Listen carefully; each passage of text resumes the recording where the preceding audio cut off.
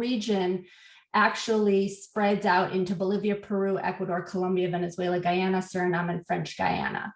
So in order to conserve and manage the region, it really requires a multi-government approach across borders.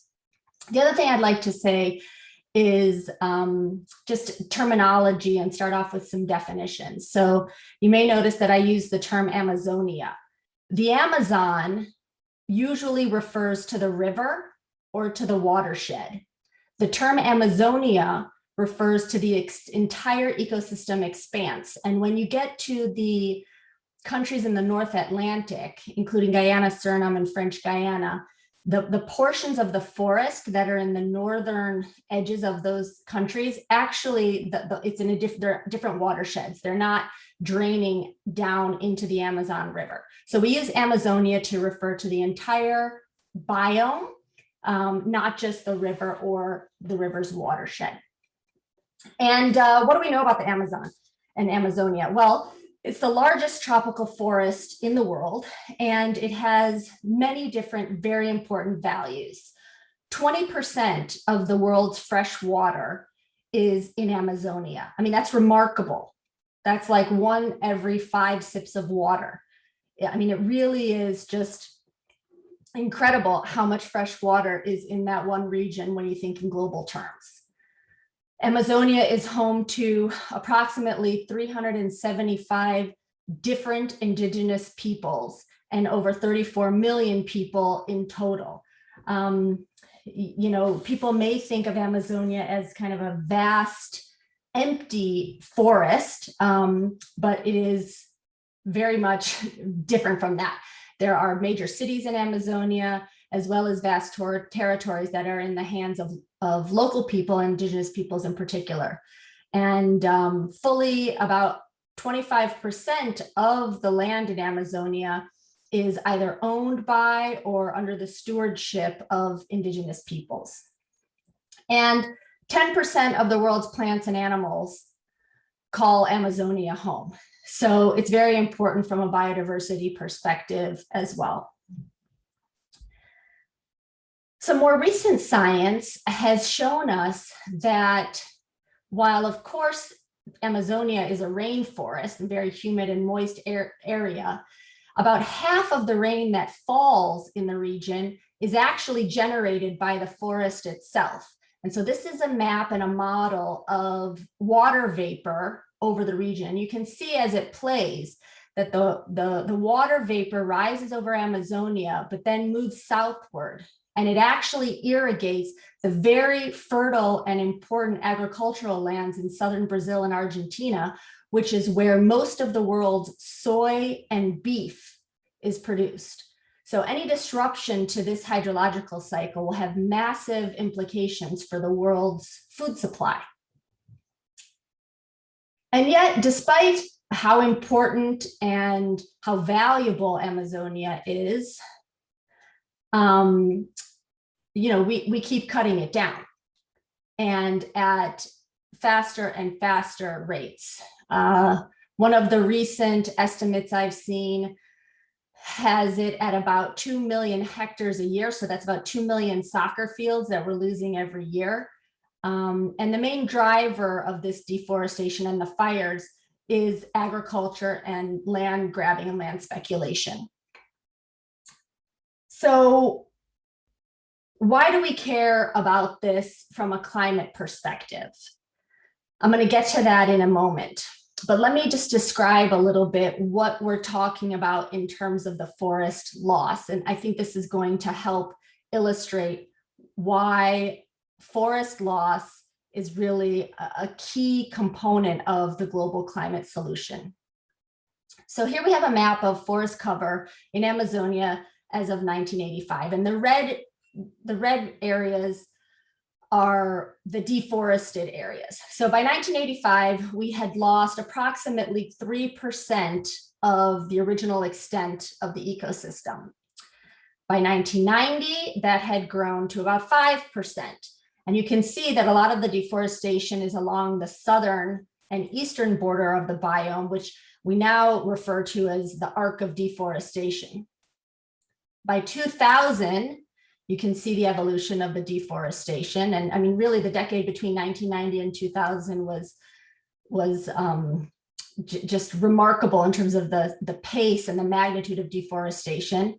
You can also see, just as an anecdote here, if you look at the border between Brazil and Bolivia. So Bolivia is there in the south with the large natural savanna, the yellow large natural savanna there. I don't know if you can see my mouse if I scroll over it, but just to the north of that yellow area, the natural savanna, you see the border of Brazil with Bolivia. And on the Bolivian side, there are protected areas. And right on the other side of the border, you see that deforestation on the Brazilian side. So, you know, the land use and the governance in the region really does have an impact on the patterns that we see over time. By 2018, we had lost about 11% of the forest. And so why is this important from a climate perspective? Well, if you recall that hydrological cycle that I showed initially, what we know from science is that hydrological cycle, the ability of the ecosystem to create its own weather pattern, to create the rainfall, depends on the integrity of the forest. As that forest becomes fragmented or shrinks in size, that hydrological cycle gets disrupted. And it is estimated that there's a tipping point. Beyond about 20% of forest loss, the ability of Amazonia, of that forest, to generate the rainfall will be undermined, and droughts will become more frequent, rainfall will become will decrease, and we will see a drying pattern that could actually lead to an irreversible path toward what we call savannization, becoming a savanna. So not only will we lose the integrity of the ecosystem, the biodiversity, all the carbon that goes up as those trees are cut down and burned, but we also lose the ability of the forest to then irrigate to the south, which is, as I mentioned, such an important food production area for the world. Okay, so if the tipping point is somewhere around 20%, and as of 2018, we were at 18%, some estimates say that, you know, looking at 2020 deforestation data, we may be up closer to 14 or 15%. What might it look like by 2030? So by 2030, we're at the tipping point if we don't do anything. We've lost 20% of the forest, and its ability to create that rainfall and regulate weather patterns really could be broken irreversibly.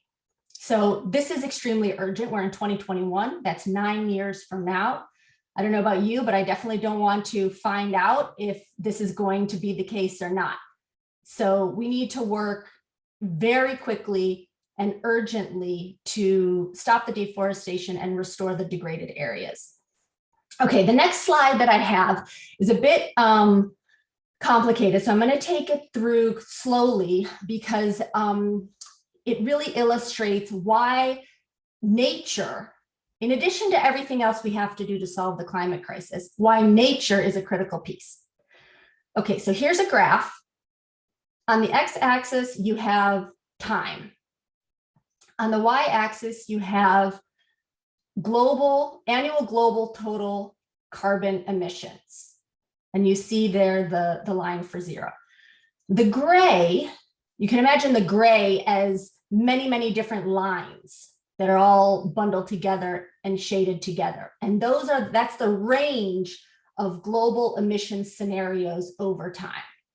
Okay, depending on what we do, depending on what policies we put in place, what actions we take, you know, whether we continue to burn fossil fuels or whether we stop burning fossil fuels and how quickly we make those changes, the scenario for emissions, you know, will change depending on what actions we take. So, you know, in the worst case scenario, you can see us up well over, you know, 40 gigatons a year as soon as, this year or next year. And in best case scenarios, you can see us at about 0 emissions in 2050. Okay, so what are the scenarios that are consistent with the Paris Climate Agreement? In order for us to meet the Paris Climate Agreement, which is keep global warming to 1.5 degrees Celsius above pre-industrial levels, there are only a few scenarios that would make that possible. And that's what's here shaded in purple. And there are 2 key points in time that we need to think through here. One is right where you see 2020, that's peak emissions. So we need to be drawing down emissions year after year, starting now, in order to meet Paris. The second point in time is right around 2050, where you see that purple crosses the 0 line.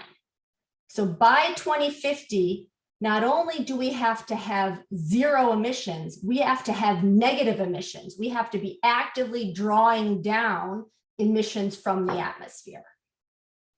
So this is the goal. The whole world signed up to Paris, mostly, and to meet that goal, this is what we have to do.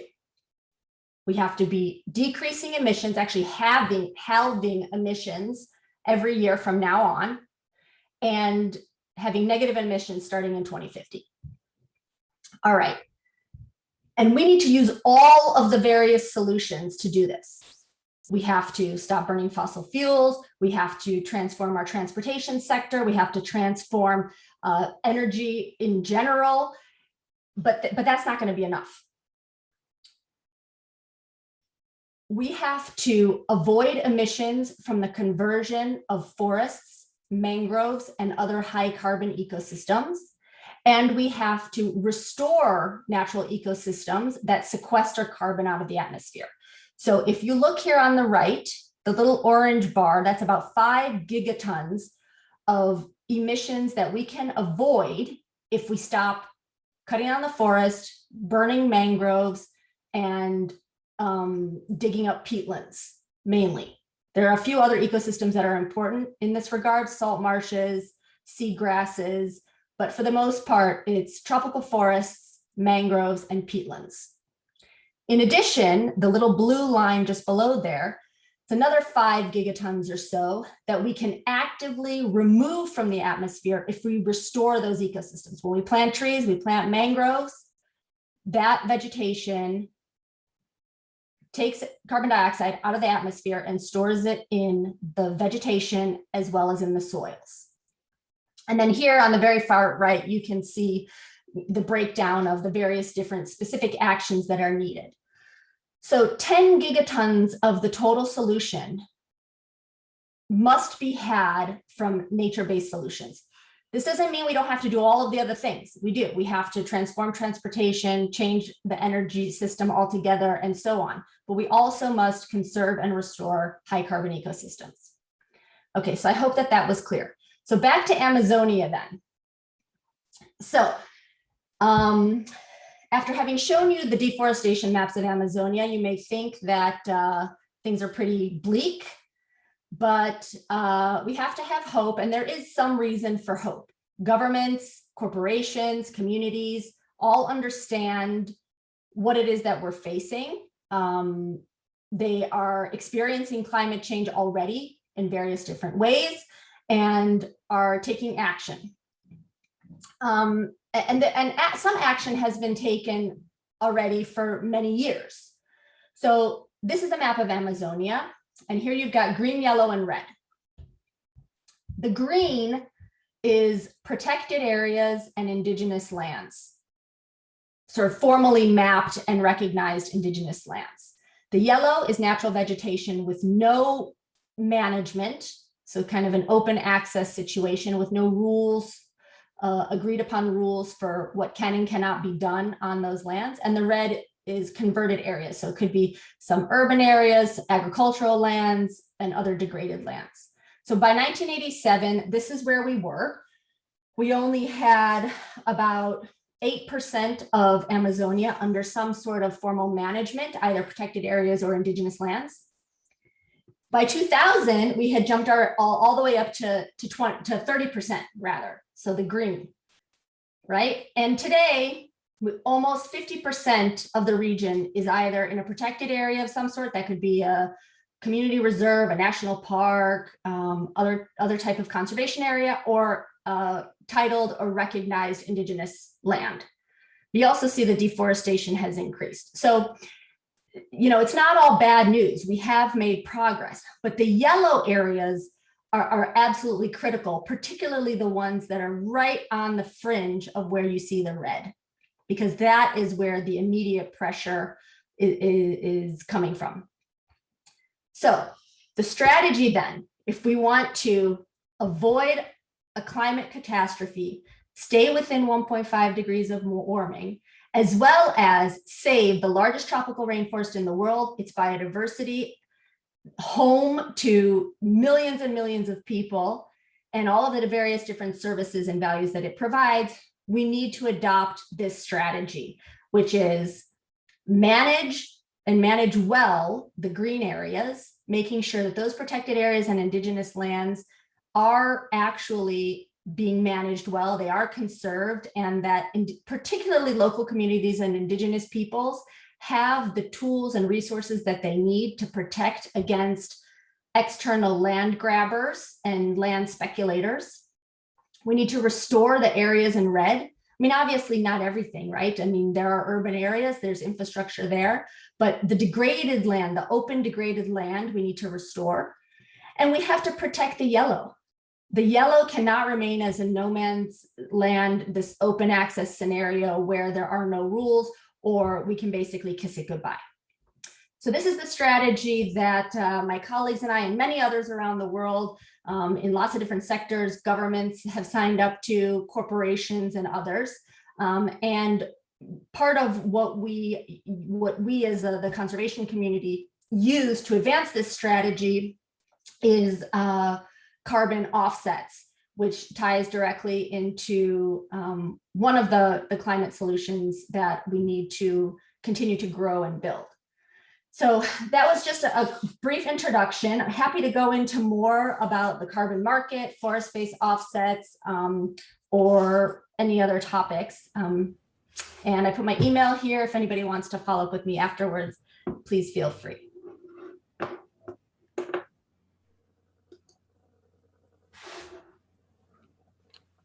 Great, thank you so much. Does anyone have any questions that they'd like to ask? We have some time to do a quick Q&A. Danielle, I have a question.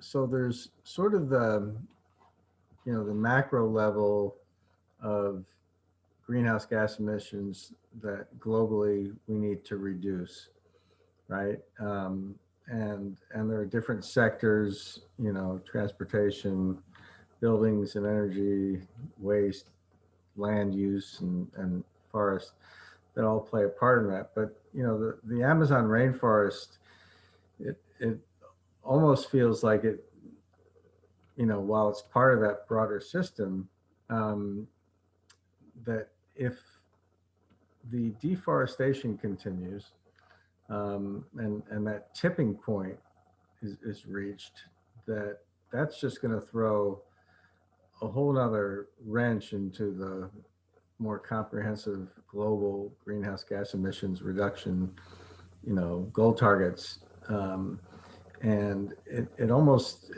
I don't know, feels like it needs to be treated like super separately, even though it's in part of a broader thing. Can you comment on that? Is it a possible scenario that the rainforest could be depleted significantly and that we'd still, stay within 1.5 degrees Celsius increase? I don't know the right question to ask, but I think you get the gist of what I'm saying.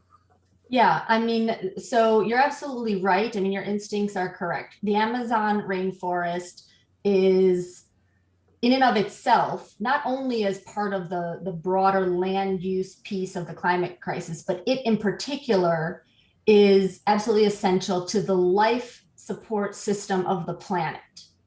So some of you may be familiar with the work by Johan Rockström and others that has identified and measured planetary boundaries. There are boundaries beyond which, boundaries for specific things like biodiversity, the carbon cycle, the nitrogen cycle, and other things, that if we go beyond those boundaries, the integrity of Earth, of the planet, to continue to support life will be jeopardized.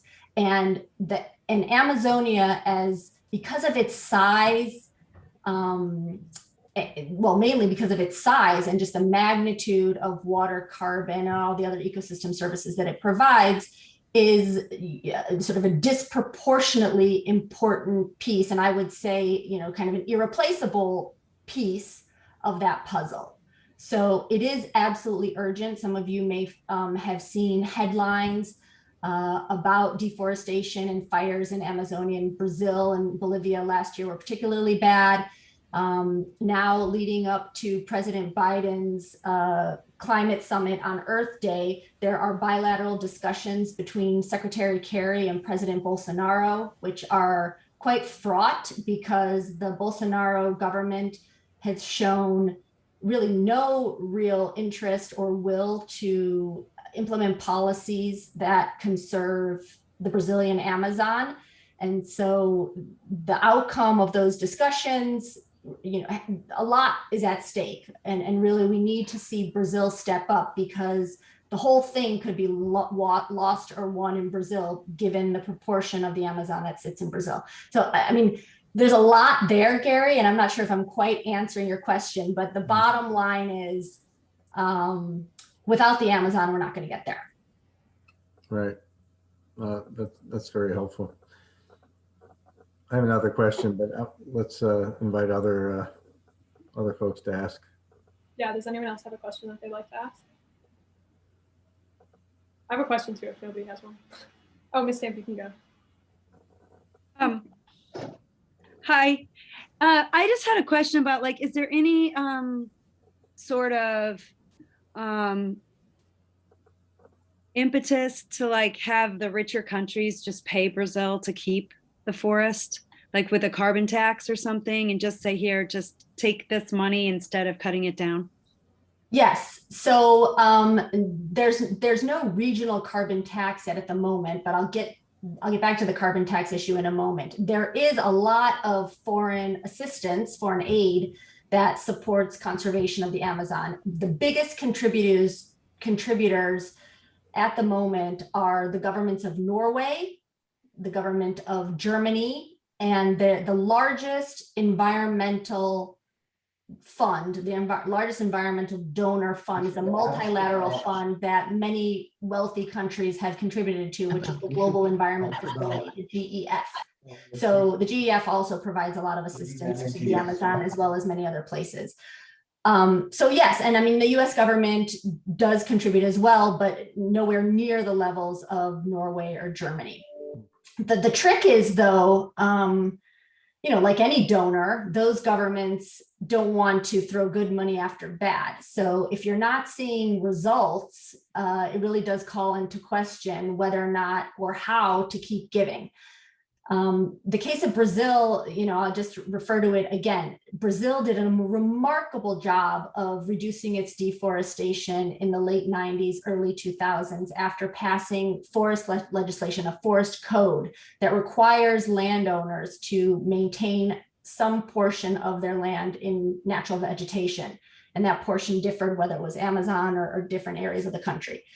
Since the Bolsonaro administration came into power, however, there have just been, devastating rollbacks of those policies, and it's a real free-for-all. So if you're the government of Norway, if you're Germany, it really does. Yeah, I mean, you have to ask yourself, are you going to keep putting money into this when the government is not behind it? So the workarounds over the last few years have been to try to bypass the national government and work directly with the state governments or local communities where action, where there is the will and action can still be taken. But to just very briefly on the carbon tax, so there's no regional carbon tax.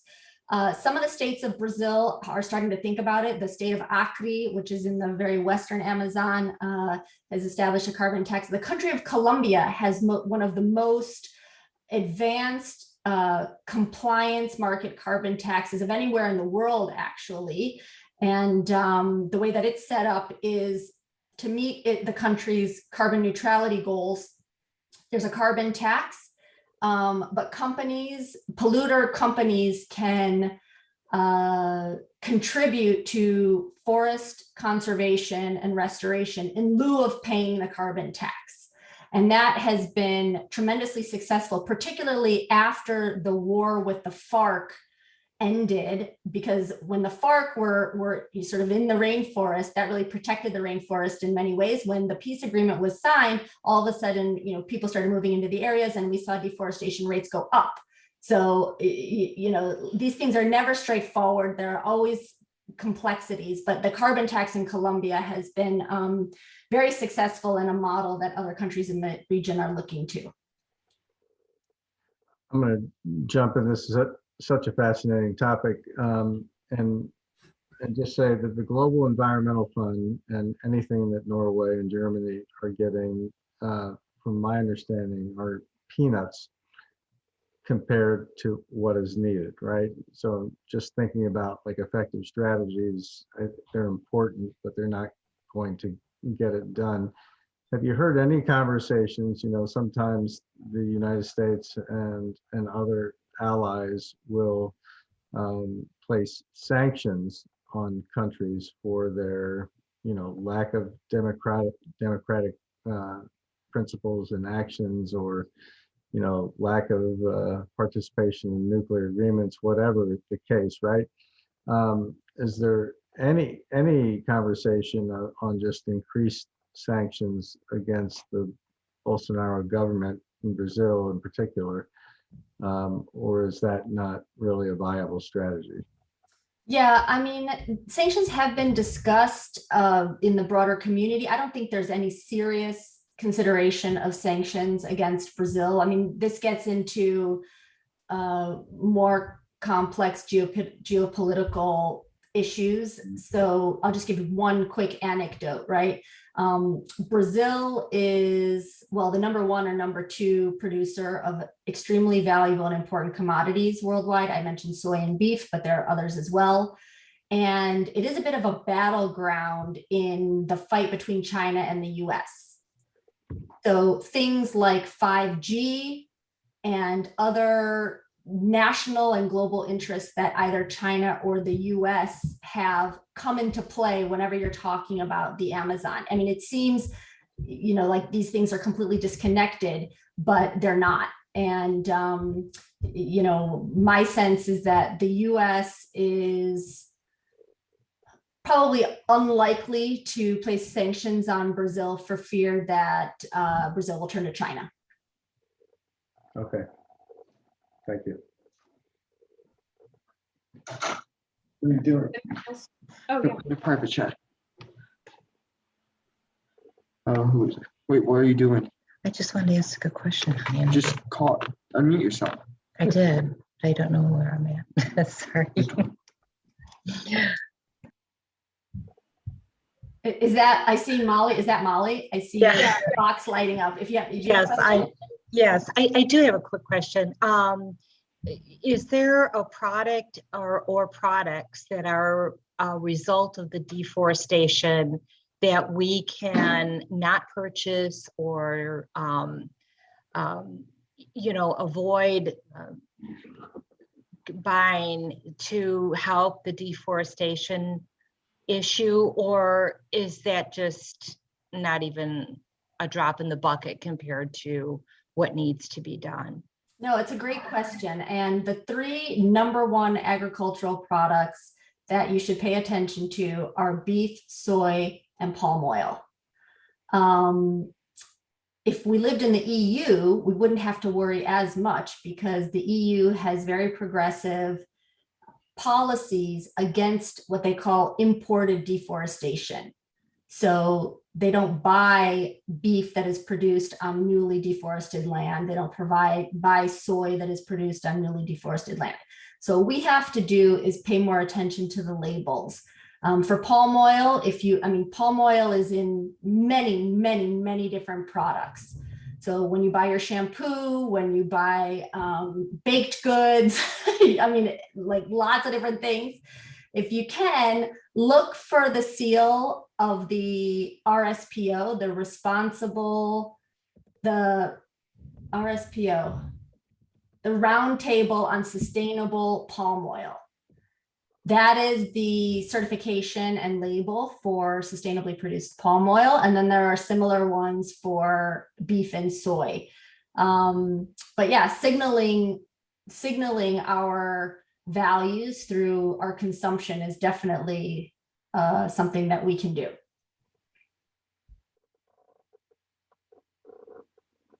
Thank you. I think that that's all the time that we have for questions for Daniela, but if anyone has any additional questions that they'd like to ask, you can put them in the chat, and then Daniela, if anyone puts anything in the chat, you could just answer them over there. But I think that's that. So Susie, would you like to go ahead and, I don't know if you're sharing your screen or just speaking, but you can go ahead and get started. Yeah, I have a very short presentation that I prepared, so I can share my screen. Here you go. So first, maybe I could just offer a little bit of background about myself. So I got into the climate movement my sophomore year of high school. I graduated from Whitney Young, which is in Chicago. And I joined the Chicago Youth Alliance for Climate Action because it was a topic that I had always had background interest in. I grew up in Beijing and I moved to Chicago when I was 8. So pollution was something that was always at the peripherals of my life, I think. And so sort of taking action on it in a more tangible way was something I definitely wanted to do. And then once I joined the Chicago Youth Alliance for Climate Action, it became a really, really big passion of mine. And so junior and senior year as a co-director, we really worked on building youth advocacy, both within the realms of our schools and our youth community, but also within the larger political and environmental networks in Chicago. And so working with the Sierra Club was a really amazing opportunity for us because we were able to take part in the coalition to move Chicago towards renewable energy, and the Ready for 100 Chicago collective is still working on that transition, but it was really amazing sort of being able to see that development. It's very early on developments as a high school student. So it's really exciting to be talking to you all today because I feel kind of old now that I'm in college. I feel like it's also sad because I'm no longer in Chicago, of course, but this sort of Chicagoland area is really interesting because of all the different ways it intersects with climate justice. And I think that's sort of what I'm going to be talking about today as well, is highlighting some of the progress that's been made in the climate justice movement in particular. So a quick overview of climate justice. I think probably a lot of you already understand what it is and are working on the climate justice movement in some type of capacity, but essentially it seeks to bind together the political and social effects of environmental change and take on a perspective that is more from the social and political side rather than just the ecological or scientific side, although all of that sort of merges together within the movement. But someone I wanted to highlight within the Chicagoland area who's been really important in the climate justice movement for the city and has had a major impact beyond is Juliana Pino. So Juliana Pino is a policy director for the Little Village Environmental Justice Organization, which is a really fantastic organization based in the Little Village neighborhood in Chicago. And so a lot of her work has revolved around energy justice and air justice. And so essentially making sure that her community is not suffering from the toxic effects of air pollution. One of the biggest projects that she really worked on, but also really was in a big coalition with, was the fight for clean air with taking down the Crawford coal plant, which is located currently in what we call the industrial corridor. And so this was a movement that took over, I believe, 10 to 15 years from its start to its success, and is one of the great examples of how recently the city of Chicago has been at the center of climate justice, in that a lot of community members, faith-based organizations, environmental groups, including the Sierra Club, the Little Village Environmental Justice Organization, all came together to demand that the ailing coal plant be torn down because it was harming the health of its community members. And that's another way in which like public health and environmental change really intersects too. And so the success of this movement is something that still has very important effects today, because now the same area where the coal plant was torn down, there is now a bid for there to be diesel, for it to become a diesel center for packaging and transportation, which would obviously hinder a lot of the great successes that were made during the movement, because it's now going to be communities are going to be subject once again to diesel pollution, which is of course a different type of toxin than the coal emissions, but still nevertheless something that would negatively impact the health of many community members. So it sort of shows also that climate justice is not just a one-time success, but is really an ongoing process where communities are never going to always going to, who are sort of marginalized in this type of way, are always going to be continuing to fight. And Chicago, especially in the industrial corridor, is a really good example of that, I think. The second organization that I wanted to highlight was People for Community Recovery.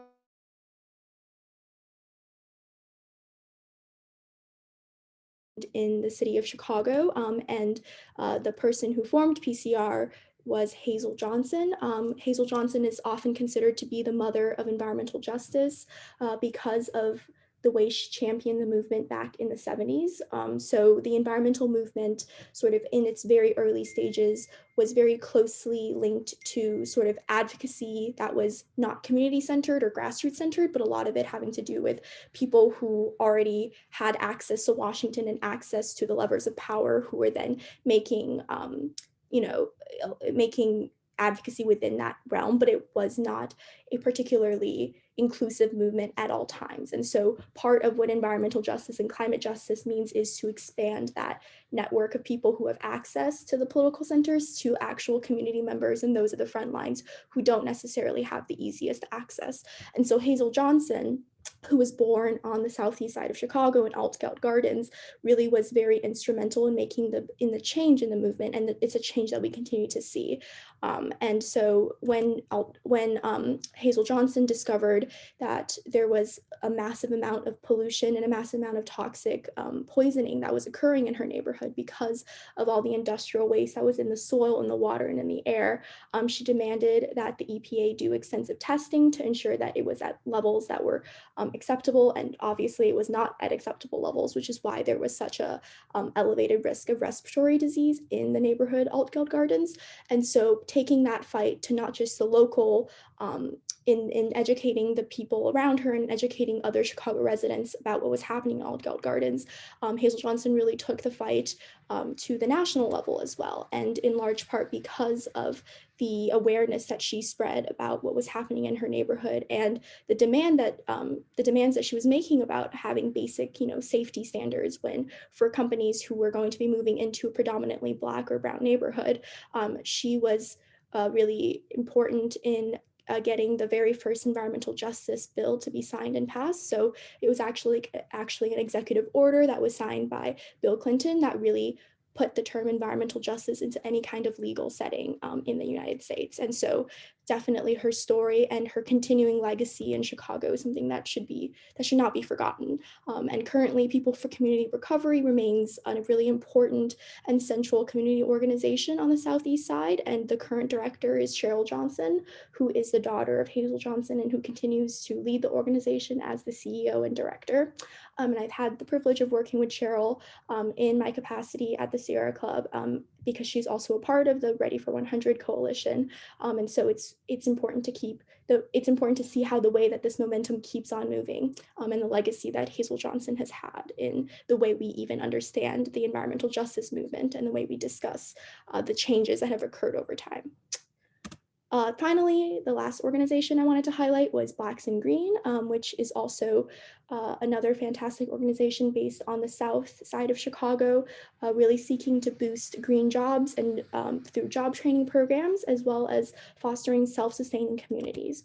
So the director of Blacks in Green is Naomi Davis, and it's based in the West Woodlawn neighborhood in Chicago. So their job training initiative is really about getting people who don't necessarily have the tools or the immediate access to entering the green market, giving them the tools to do so. And they have this physical location called the Green Living Room, where they host different artists, where they host different speaker series to sort of discuss the environmental movement, but also other social justice issues and what it means to sort of build communities that are self-sustaining, that are that motivate each other to continue growing. And so another really amazing organization that I've also had the privilege of working with in the past. I'm definitely not an expert on all three of these or the great women who have led them. However, I just wanted to give like a very brief introduction of them because I think it shows, because I think it sort of highlights all the progress